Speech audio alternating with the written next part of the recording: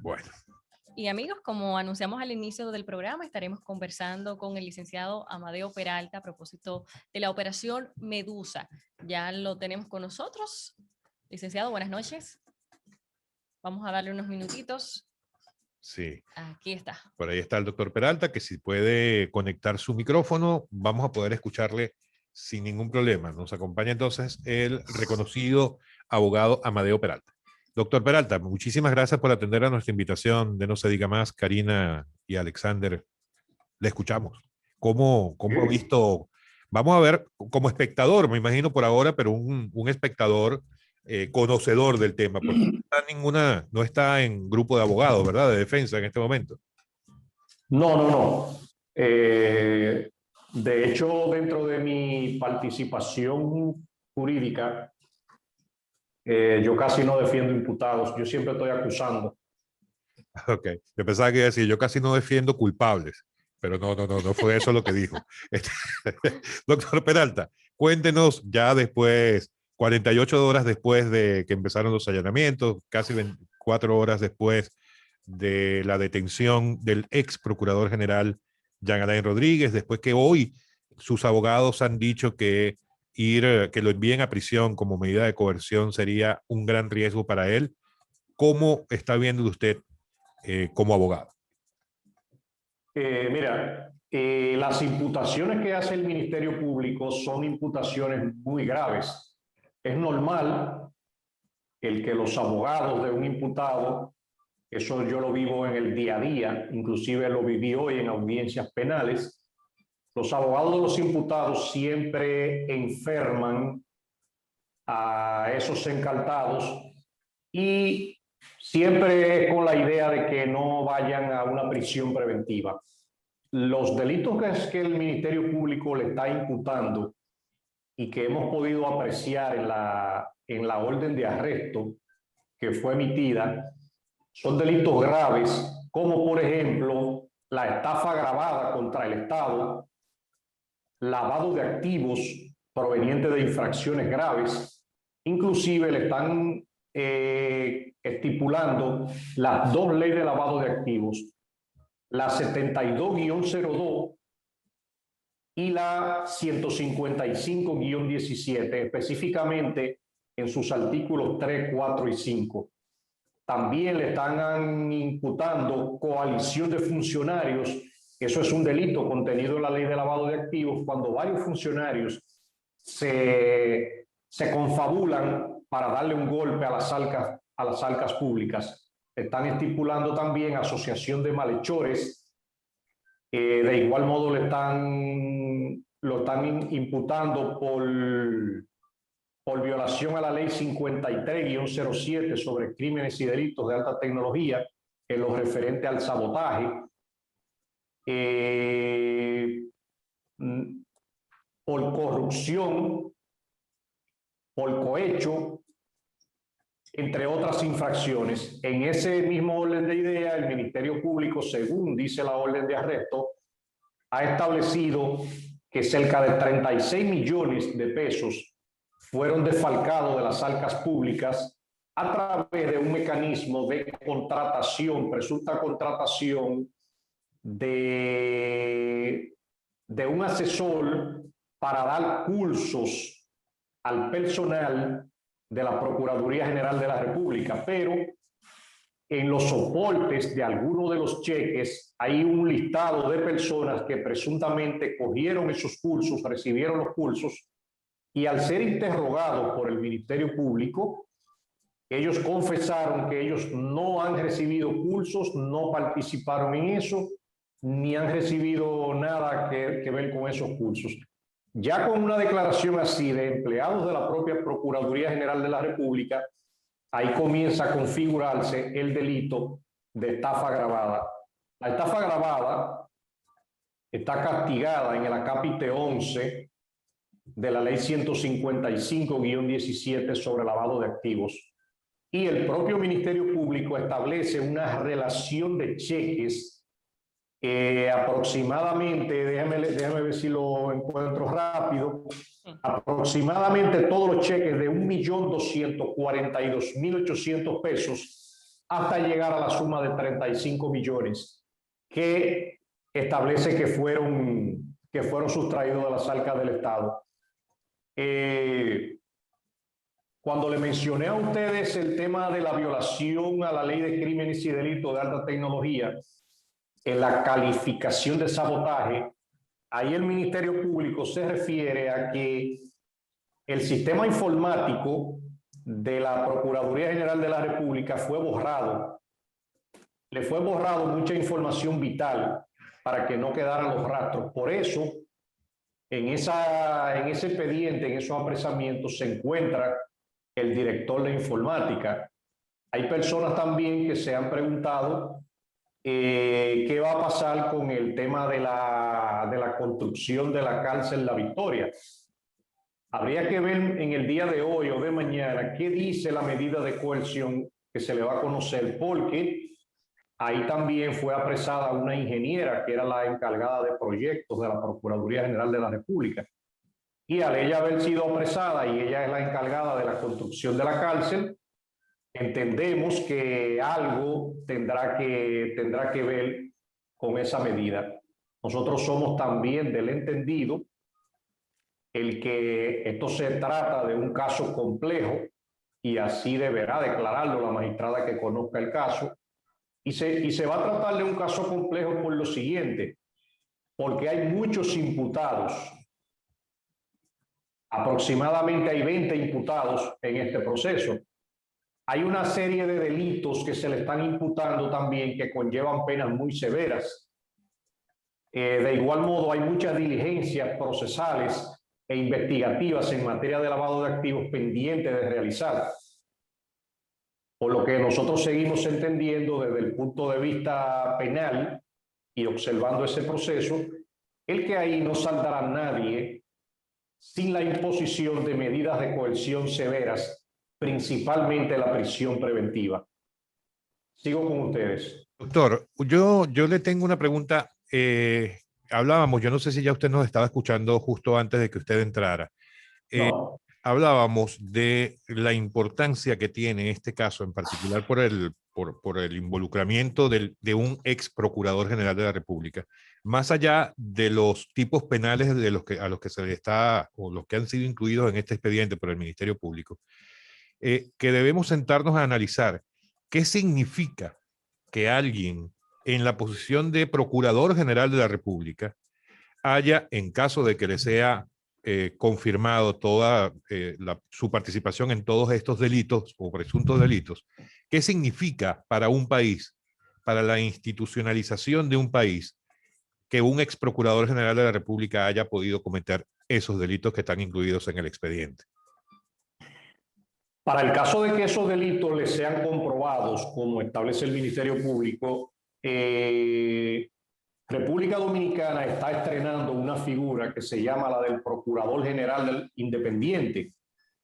Se dice que es la primera vez que un gobierno tiene a un procurador general que no le responde a sus voluntades. Entonces, al haber una procuraduría independiente y procesar precisamente a un procurador saliente, esto es algo que el país entero he notado que lo ha estado aplaudiendo desde el día que se mencionaron los allanamientos y los apresamientos. Entonces, en materia institucional, en materia jurídica, en materia pública, es algo también que va a constituir como un hecho histórico, un precedente, y que debe servirle de referencia para todos los funcionarios actuales y los exfuncionarios, para que sepan que al ocupar un cargo público deben actuar con la mayor pulcritud posible. Entonces, al momento de conocer la medida de coerción al ex procurador general de la República, el Ministerio Público también tendrá que hacerle una formulación precisa de imputación a cada una de las personas que se encuentran en esa medida.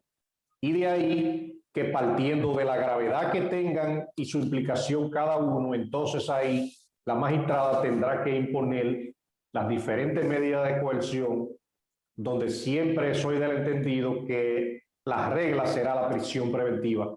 por los hechos graves que contiene esa imputación y por la posible pena a imponer. Sigo con ustedes. Licenciado, a propósito de que toque el tema de la prisión preventiva, ¿usted entiende que Jean Alain Rodríguez podría salir afectado o resultar afectado en caso de ser encerrado, como han alegado sus abogados en la mañana de hoy? ¿Su vida podría correr peligro? Mira, yo lo pongo en duda. El sistema penitenciario inclusive tiene una cárcel en San Cristóbal, que no se trata la cárcel de Najayo. Es una cárcel que se encuentra dentro del municipio en San Cristóbal y que antes ahí funcionaba una fortaleza del ejército y hoy es una cárcel. Y esa cárcel, al final de cuentas, no la están utilizando como una cárcel pública en donde hay miles de reos. Ahí hay personas, por ejemplo, los encartados del caso Pulpo se encuentran ahí, en esa cárcel, porque aunque es una prisión, pero tiene otro régimen con menos peligrosidad. En caso de que se le imponga la prisión preventiva, soy del entendido que pudiera ser enviado a ese sitio en donde se le ofrece mayor seguridad. Ahora, siendo doctor, hay que reconocer que en este y en cualquier país, que un procurador general o un fiscal general, como se le llama en otros países, vaya a presidio, en caso de que esto ocurra de verdad, es una realidad que algún tipo de riesgo puede correr. ¿Cuál sería entonces una alternativa? ¿Enviarlo como prisión, casa por cárcel? ¿Y cómo cree usted que tomaría la opinión pública en caso de que eso ocurra? Porque todos sabemos que así como la gran mayoría de este país ha manifestado su alegría solamente que con ver la imagen de Jean Alain Rodríguez con el casco, el chaleco antibalo y las esposas, no les va a gustar que lo envíen solamente como a su casa por cárcel, ¿no? Exacto. La figura jurídica aquí se llama arresto domiciliario y hay algunas personas que presentan menos peligro y el juez le ha podido imponer 1 año de arresto domiciliario y la imposición de grilletes. El día que yo vi que Jean Alain se presentó al aeropuerto Las Américas e intentó salir del país, inmediatamente yo dije, según la experiencia del día a día en el derecho penal, yo dije que él ahí le dio elementos suficientes, precisos y concordantes al Ministerio Público para que justifique un peligro de fuga que él presentaría. Y con todos esos videos que comenzaron a circular en las redes sociales, cada ciudadano que tenía un celular en la mano y accedía también a las noticias se dio cuenta de que realmente él intentó salir del país, con justificación o no, pero se hubiese podido ir. Entonces, nosotros aquí hemos tenido muchos inconvenientes cuando una persona logra montarse en un avión o salir por la frontera o montarse en una lancha y ir a Puerto Rico y escapar de la República Dominicana, volver a traerlo ha sido traumático. De ahí que el Ministerio Público le va a justificar al juez que la medida más idónea para garantizar su presencia en el proceso es la prisión preventiva basado en la gravedad de los hechos que le están imputando. Ya, doctor, lamentablemente se nos acabó el tiempo, pero si usted nos lo permite, hacemos una pregunta adicional después de la pausa para cerrar la conversación del día de hoy. La pausa es brevísima. Estamos conversando con el abogado Amadeo Peralta sobre la operación Medusa. Ya volvemos en No Se Diga Más. Llamadas a través de Rumba 98.5, conversando con el doctor Amadeo Peralta sobre la operación Medusa y el involucramiento. Sí, es mejor. ¿Qué caso Medusa? Ahora suena mejor el caso Jean Alain. Es más, así lo suena mejor para todo el mundo. Doctor Peralta, ¿qué considera usted que viene de aquí en adelante? Se ha hablado de que este expediente no es solamente con estas 5 o 6 personas que ya están en la cárcel de Ciudad Nueva, sino que en el expediente se habla incluso, sin mal no recuerdo, de 18 personas que estarían presuntamente involucrados. Luego de la medida de coerción que entendemos sería mañana, no sé si usted tiene información sobre eso, ¿qué viene de aquí en adelante? Sí, la solicitud de medida de coerción, el Ministerio Público hará de depositarla esta noche para encontrarse dentro del plazo de las 48 horas que prevé la Constitución.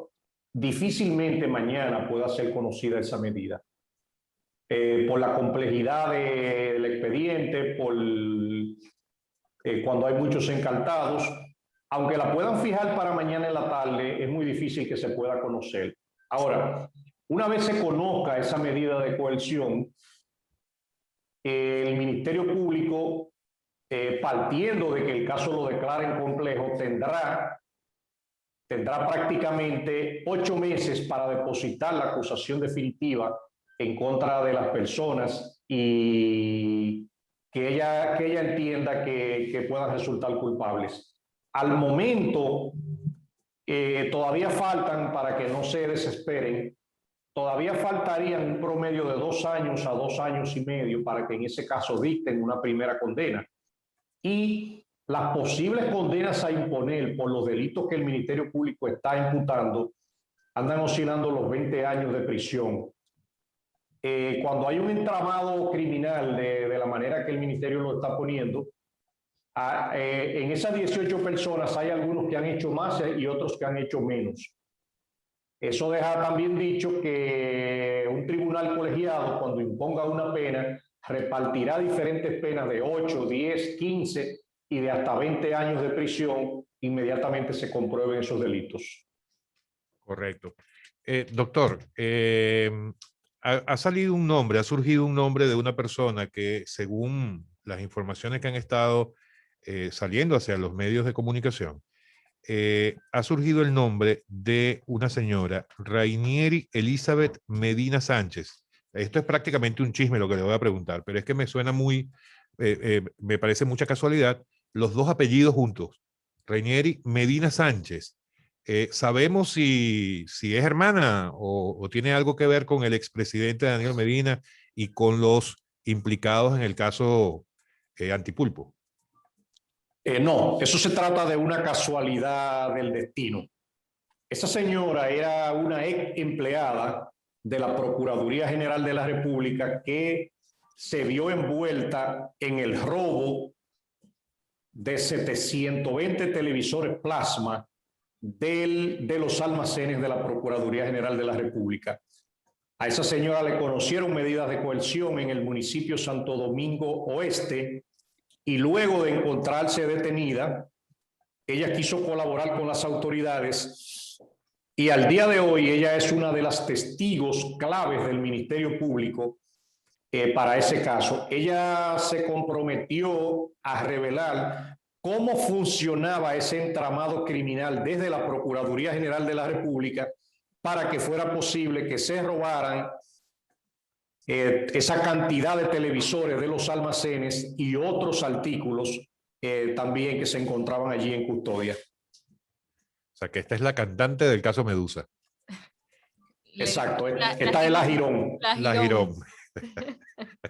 Sí. Doctor Peralta, una vez que se habla de que, o en unas declaraciones, doña Miriam Germán hablaba de que tenían aproximadamente unos 500 casos de corrupción del pasado y hablaba de unos 100 de la administración actual, o sea, muchísimos casos, pero hasta ahora se han dado a conocer, este es, si no me equivoco, el cuarto caso sí, grande, ¿verdad?, que han dado a conocer a la luz pública. Esto quiere decir que no, entonces no llegamos ni siquiera al 1% de lo que tiene el Ministerio Público en sus manos. ¿Qué podemos pensar? ¿Vamos por buen camino igualmente o cómo lo está viendo? Mira, vamos a aplaudir que por fin se arrancó, porque anteriormente la Procuraduría Especializada en Persecución de la Corrupción se había convertido en un archivo de papeles y de ahí no salía ningún expediente, ningún proceso. Al día de hoy han salido 4 expedientes ciertamente significativos. El Ministerio Público en la realidad práctica no va a dar abasto para manejar 500 expedientes de corrupción por el volumen de tiempo, de inversión de recursos y de personal y de dedicación que hay que dedicarle a un proceso de esa magnitud. Cada uno de esos expedientes cuenta, por ejemplo, con auditorías de la Contraloría General de la República, que eso se lleva bastante tiempo. Si tuvieran que contratar también auditorías externas o firmas internacionales, eso también se lleva muchos recursos. Ojalá que la Procuraduría General de la República también siga siendo reforzada, por lo menos con 50 fiscales más, para poder dar abasto a la cantidad de expedientes, pero también tienen que reforzar el departamento de litigación. Litigación es un departamento de la Procuraduría que se encarga de litigar los procesos en los tribunales y de sostenerlos en todo estado de causa. Y ese es un departamento también que tiene poco personal. Inmediatamente el gobierno, diría yo, ayude económicamente a la Procuraduría, podrá también enfrentar la gran mayoría de esos actos. Doctor, hemos visto esta efusividad en las actuaciones del Ministerio Público, pero me gustaría saber si usted entiende que a lo interno del Ministerio Público hay una crisis por los distintos temas que hemos visto en las últimas semanas. Primero, el caso de la magistrada Rosalba y luego el tema con la alerta migratoria para Jean Alain Rodríguez y la comunicación de la procuradora. Bueno, desde el punto de vista penal no lo analizo como una crisis en el sistema penal, en la Procuraduría. Y yo te puedo decir en cuanto a las alertas migratorias, y hablándote un poquito de derecho, las alertas migratorias, aunque son acciones ilegales en contra de la Constitución, pero yo te diría también que tienen una alta importancia y de beneficios en la lucha contra la delincuencia, porque eso ha permitido que muchas personas que cometen un delito de manera rápida se coloque una alerta en lo que son procesados para evitar que se vayan del país. Y te voy a poner ejemplos con nombres y apellidos. Ustedes recuerdan una fiscal que le había introducido drogas a unos jóvenes en el municipio de Villa Vázquez, en Montecristi. Sí. En la barbería, ¿no? En la barbería. Esa fiscal inmediatamente se vio acorralada, tomó un vuelo y ella logró llegar a Nueva York. Y a través de la alerta, ella fue devuelta del aeropuerto de Nueva York hacia la República Dominicana y con eso bastó para imponerle una prisión preventiva severa por la alerta migratoria que ella tenía. Si no se le hubiese puesto la alerta, después que ella hubiese llegado allá, se pierde. Ese mismo caso también evitó, por ejemplo, en el caso de Junior Ramírez, del abogado Junior Ramírez, Algenis logró escapar del país, pero logró escapar, te puedo decir, horas antes de que se colocara una alerta en contra de los demás encartados en ese proceso, si no se hubiesen ido algunos. En el caso de la abogada Paola Languasco, que la asesinó su expareja en Puerto Plata, también se le colocó una alerta, pero él logró salir. Y para traer a esa persona, a Juan Nepomuceno, República Dominicana dio mucho trabajo para traerlo extraditado. También yo le puedo decir a ustedes que los que son, por ejemplo, de Venezuela, deben saber que la Constitución de Venezuela, en su artículo 69, prohíbe la extradición de sus nacionales. No importa el delito que cometan. Entonces, si en República Dominicana alguna persona de nacionalidad venezolana logra llegar a suelo venezolano, nosotros lo perdimos. Entonces, las alertas migratorias, siendo una acción ilegal, tienen un valor en materia penal para evitar la fuga de personas. Háganse la pregunta a ustedes mismos. Si Jean Alain Rodríguez hubiese logrado abordar ese vuelo y hubiese ido a cualquier parte del mundo, ¿pensarían ustedes que él volvería? Yo mismo pienso que posiblemente no. Entonces, una vez él llegase a cualquier parte del mundo, a Miami, a Nueva York, y de ahí se sigue trasladando y se va a cualquier otra nación, incluido a Ecuador, a Panamá, Guatemala, Brasil. Lo perdimos. Lo perdimos simplemente. Entonces, esa alerta migratoria, siendo ilegal en la Constitución, permitió que fuera detenido en el curso de su escape, y al día de hoy estamos conociendo un caso como ese. Y lo último que le digo también, su salida aceleró su proceso. Si él no intenta salir del país, posiblemente en el día de hoy no estuviéramos hablando del caso Jean Alain y del caso Medusa. Y pareciera que eso fue lo que movió, lo que agilizó. movió todo, lo agilizó, exactamente. Sí, inclusive le agrego que la orden de arresto que se dio contra él fue emitida el 28 de junio. ¿Cuándo fue el 28 de junio? Hoy estamos a 30. El mismo lunes. Exacto. Y fue emitida a las 6:15 de la tarde. ¿Qué le quiero decir con eso? Que su intento de salida, su intento de escape, fue lo que motorizó el que se solicitara la orden de arresto y se procediera de esa manera.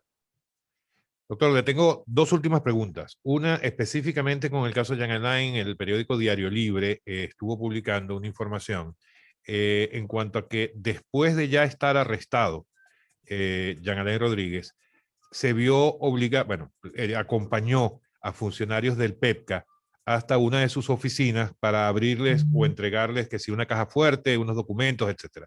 ¿Esto sería una señal de que él está colaborando simplemente y está dispuesto a colaborar en la investigación, o él simplemente está obligado a ir y a hacer lo que le ordena el Ministerio Público? El Ministerio Público, si él colabora, se lo agradece. Pero el Ministerio Público tiene una orden de allanamiento, puede incautar esa caja fuerte y tiene una orden también para acceder a ella. La orden de arresto que se emitió es una orden muy amplia. Inclusive, hay algunos abogados que intentaron al principio confundir a la nación en relación con la orden, diciendo que se encontraban raro y que eso era ilegal, el que esos allanamientos fueran realizados en la noche. Pero lo que pasa es que no se detuvieron a leer qué dice la orden. En su primera disposición, la orden establece que los allanamientos que se están ordenando en la presente orden podrán ser realizados a cualquier hora del día y a cualquier hora de la noche. Inmediatamente un juez dispone que así sea, ya con eso se cumple con el debido proceso. Y de hecho, cuando se hablaba también de violación al debido proceso, yo también preguntaba y decía, ¿en qué parte se violentó el debido proceso si se realizaron allanamientos amparado en una orden emitida por un juez competente? El allanamiento se realizó dentro de los horarios que establece la orden del juez.